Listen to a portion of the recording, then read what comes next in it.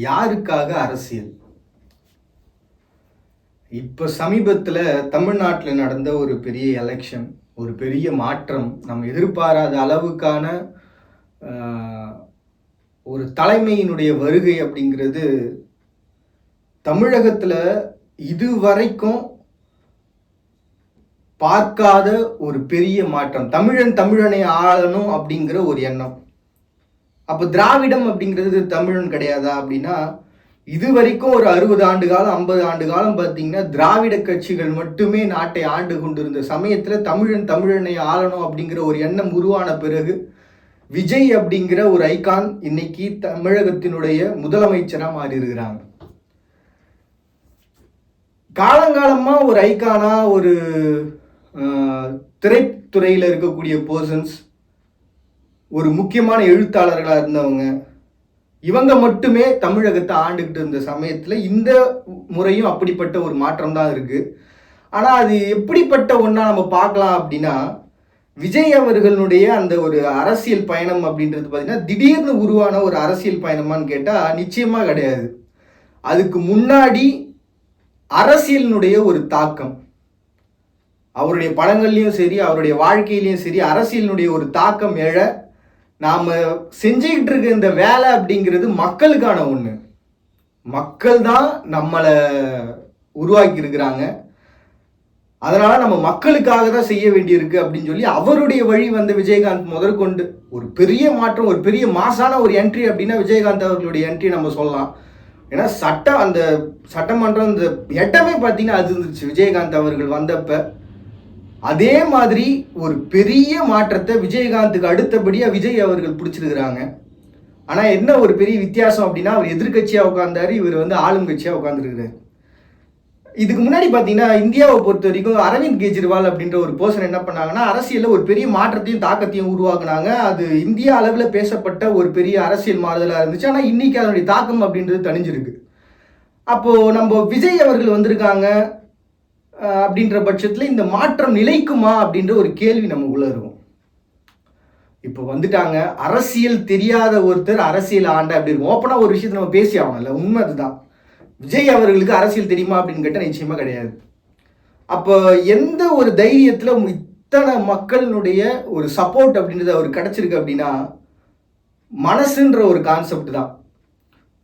எத்தனையோ பேருக்கு ஓட்டு போட்டோம்ப்பா 50 வருஷம் 60 வருஷம், இனி இவருக்கு போட்டு பார்ப்போம் என்னதான் ஆகுது அப்படின்னு சொல்லிட்டு. இப்போ இதில் ரொம்ப நம்ம கூர்ந்து கவனிக்க வேண்டிய ஒரு விஷயம் என்னன்னா, இதுக்கு முன்னாடி இல்லாத ஒரு தலைமை அப்படின்றது இப்போ வந்துருச்சு. அதே மாதிரி இதுக்கு முன்னாடி ஜெயலலிதா அவர்கள் இருந்த சமயத்திலையும் சரி, மு கருணாநிதி அவர்கள் இருந்த சமயத்திலையும் சரி, அவர்களுடைய கட்சி அவங்க என்னைக்குமே விட்டு கொடுத்தது இல்லை. டெபாசிட்டே இல்லாமல் போனாலும் சரி, கலைஞர் அவர்லாம் ஒரு இடத்துல தோத்தே போகிறாங்க அப்படின்னாலும் சரி அந்த இடத்த விட்டு கொடுக்கவே மாட்டாங்க. ஆனால் இப்போ விஜய் அவர்கள் வெற்றி அடைஞ்சதுக்கு அப்புறம் எல்லா கட்சி தலைவர்களும் ஒன்றா கூடுறது அப்படின்றது தமிழகத்தில் இந்த மாதிரியான ஒரு பெரிய ஒரு காட்சியை நம்ம பார்த்ததே கிடையாது. திடீர்னு பார்த்தீங்கன்னா டிஎம்கேல இருக்கவங்க போய் வாழ்த்து தெரிவிக்கிறாங்க, அப்புறம் ஏடிஎம்கேல இருக்கவங்க ஒரு சப்போர்ட்டை கொடுக்குறாங்க, திருமாவளவன் அவர்கள் அவங்க கட்சிக்கு போகிறாங்க. இத்தனைக்கும் டிஎம்கே கிட்ட போய் சொல்லி முடிச்சுட்டு அதுக்கப்புறம் திருமாவளவன் அங்கே போகிறாங்க. இன்னொரு பக்கம் பார்த்தீங்கன்னா ஒரு பெரிய மாற்றத்தை எதிர்பார்த்துக்கிட்டு இருக்கக்கூடிய ஒரு தமிழகம். இவர் ஆரம்பத்திலேயே சொல்லிட்டார் விஜய், என்னன்னா நான் யாரையுமே வந்து ஒதுக்கல, யார் வேணா வாங்க கட்சி நான் ஏற்றுக்கிறேன் தாராளமாக அப்படின்னு. அவர் அப்போ கூப்பிட்டப்ப யாருமே யோசிச்சுக்கிட்டு இருந்தாங்க போலாமா வேணாமா அப்படின்ட்டு. இன்னொரு பக்கம் நம்ம சீமான் அவர்களை பெரிய அளவில் நடுவில் எதிர்பார்த்துட்டு இருந்தாங்க. ஏன்னா திராவிடத்தினுடைய ஒரு வளர்ச்சி, திராவிடம் அப்படின்னா அது சரியில்லைப்பா, எனக்கு வந்து தமிழர்கள் தமிழ் ஆளணும் சொல்லிட்டு பயங்கரமான ஒரு ஸ்பீச்.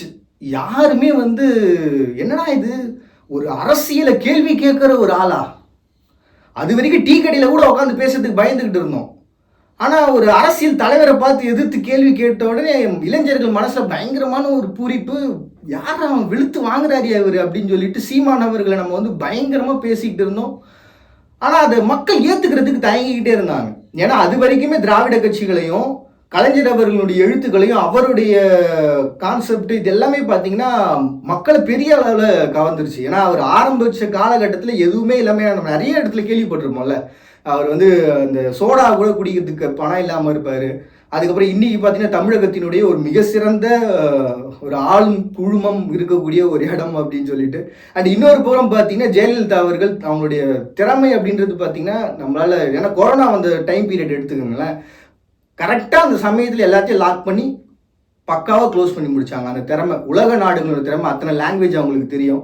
ஸோ இப்படி அவங்கள சார்ந்து நம்ம நிறைய பேசிட்டோம். ஜெயலலிதா அவங்க இப்படி, கருணாநிதி அவர்கள் இப்படி, காமராசர் அவர்கள் இப்படி. ஏன்னா காமராசர் அவர்களும் 51 வயசுல தான் வந்தாங்க, விஜய் அவர்களும் இப்போ 51 வயசுல தான் பதவி ஏற்றிருக்கிறாங்க. இப்போ இது எல்லாம் ஓகே சார், நான் அக்செப்ட். எல்லா மாற்றங்களையும் இப்போ வந்து தமிழகம் சந்திச்சிருச்சு. அதாவது எதிர்கட்சிகள் மனம் விட்டு பேச ஆரம்பிச்சிட்டாங்க. ஃபர்ஸ்ட் ஆஃப் ஆல் ஹெல்த்தியான ஒரு கான்செப்ட் இது. எல்லாரும் வந்து ஒன்னா சேர்றாங்க. அப்போ இந்த ஒன்னா சேர்ந்த இந்த ஒரு மாற்றம் அப்படிங்கிறது எப்படிப்பட்ட ஒன்னா மாறணும்? இப்போ இது எப்போ பாரு எதிர்கட்சியாக உட்காந்தவங்க கேள்வி கேட்டுக்கிட்டே இருப்பாங்களே தவிர்த்து ஒரு முடிவுக்கு வந்த பாடு இருக்காது. ஆனால் இந்த முறை அந்த ஒரு முடிவை எட்டுமோ அப்படின்னு தோணுது.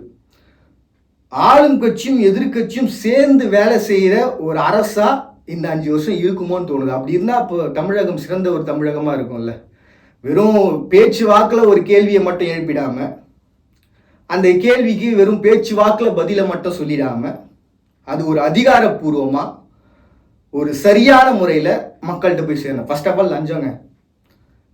வந்து தமிழக தலைவன் சரியா இருந்தாலும் இந்த கீழே இருக்கிற தொண்டர்கள் சரியா இல்லாததால நமக்கு வந்து சேர வேண்டிய பணமும் நமக்கு வந்து சேர வேண்டிய வாய்ப்புகளும் வந்து சேரலாம். உண்மை.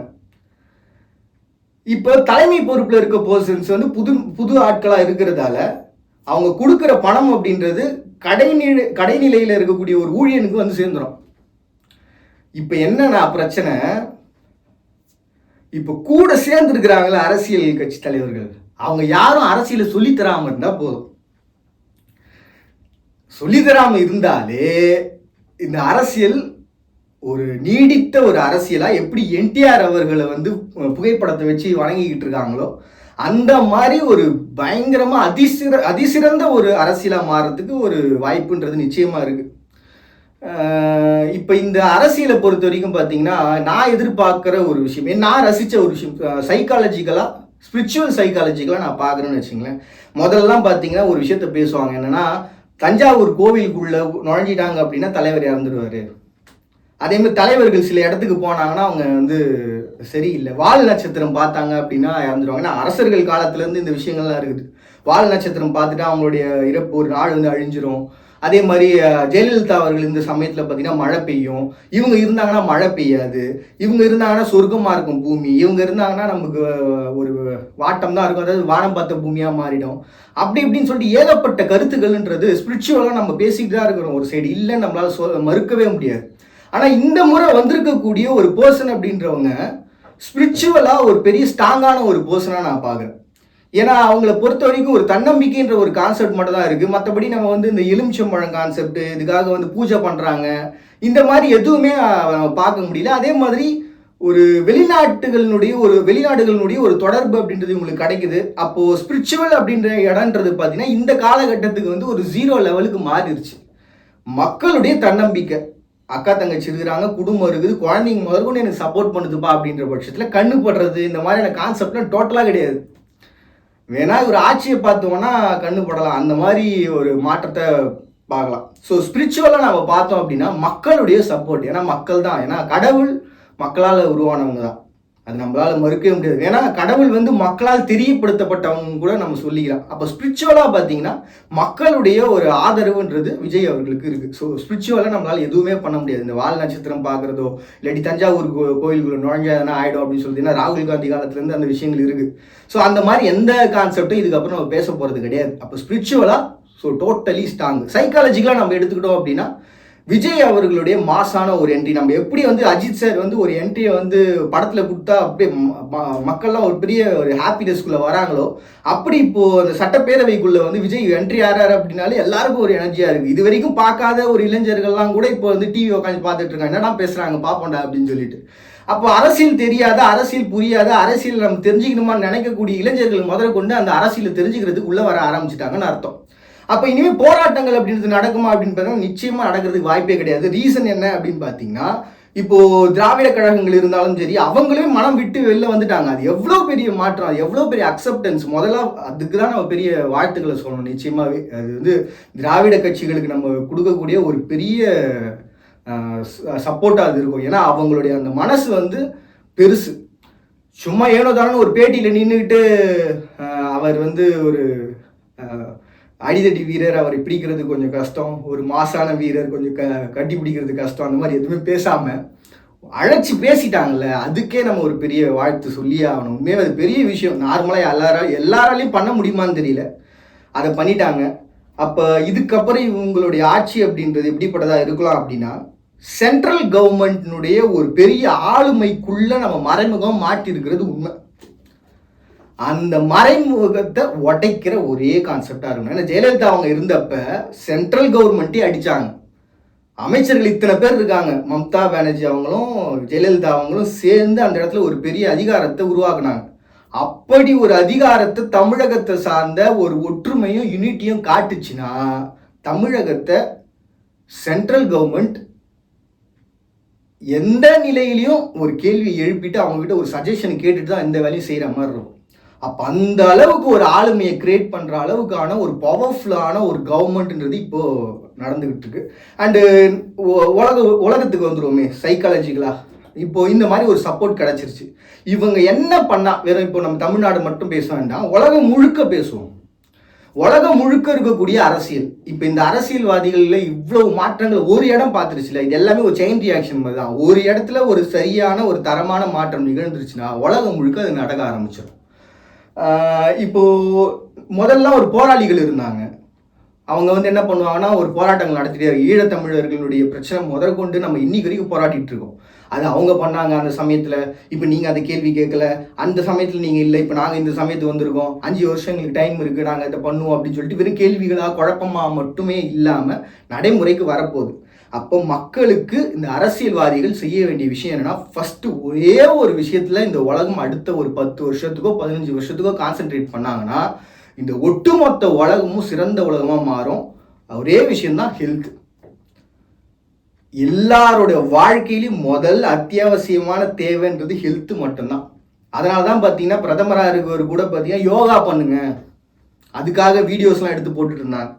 அப்போ ஒரு சரியான முறையில் ஒரு ஹெல்த்தை நம்ம என்னதான் வந்து இலவசங்கள் கொடுக்குறதா இருக்கட்டும், அவங்களுக்கு 4000 ரூபா தரேன், நான் பைக் வாங்கி தரேன், அதெல்லாம் பண்ணுறேன் இருக்கட்டும், அது எப்பவுமே பண்ணுறது தான். டிவி கொடுக்குறது, சைக்கிள் கொடுக்குறது, இதெல்லாம் வந்து எப்பவுமே மக்களை வந்து மேலே கொண்டு வரதுக்காக, அவங்களுக்கு ஒரு சப்போர்ட்டை கொடுக்கறதுக்காக, நாங்கள் இருக்கோண்டான்னு சொல்கிறதுக்காக கவர்மெண்ட் பண்ணுற ஒரு விஷயம்தான்.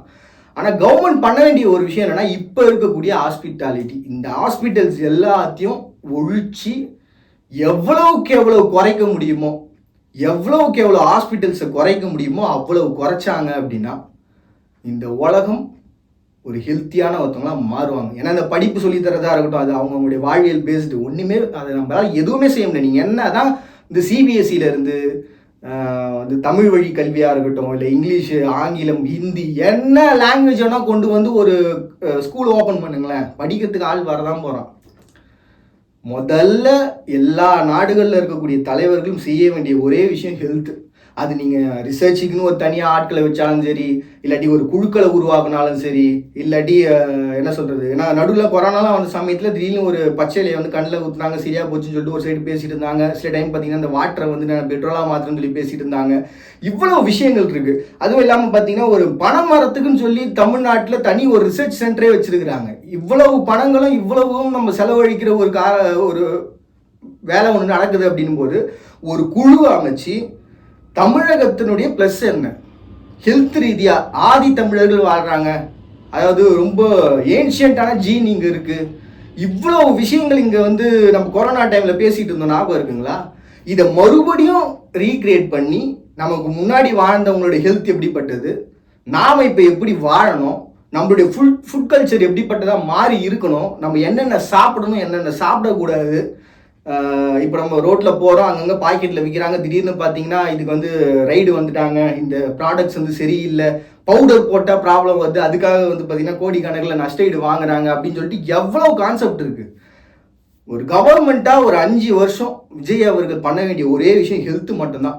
எவ்வளவுக்கு எவ்வளவு ஹாஸ்பிட்டல்ஸை குறைக்க முடியுமோ அவ்வளவுக்கு அவ்வளவு ஹாஸ்பிட்டல்ஸை குறைச்சாங்க அப்படின்னா, டெய்லி ஒரு ரெக்கார்டு ஒன்று வரும்ல, இத்தனை பேர் வந்து குழந்தை பிறந்திருக்கு, இத்தனை பேர் வந்து ஹாஸ்பிட்டல் அட்மிட் ஆகிருக்காங்க, இவ்வளவு பேருக்கு வந்து பாதிப்பு இருக்குது அப்படின்னு. உடல் ரீதியான ஒரு பாதிப்பை சரி பண்ணுறதுக்கு ஒரு தனி டீமை உருவாக்குனாங்க அப்படின்னா, நம்ம முன்னாடி வாழ்ந்துகிட்டு இருக்கவங்க ஃபியூச்சரில் எப்படிப்பட்ட ஒரு மாற்றம் சந்திக்க போகிறோம். ஏன்னா 6 சுவை உணவு சாப்பிட்டோம் சார், இப்போ நம்ம என்ன சார் சாப்பிட்றோம் அப்படின்ற ஒரு கேள்விலாம் நமக்கு வரும்ல. பிஸா பர்கர்னு வந்துச்சு, என்ன ஃபுட்டு வேணால் வரட்டும், நம்ம ஹெல்த்து எந்த வித அஃபெக்டும் வரக்கூடாது.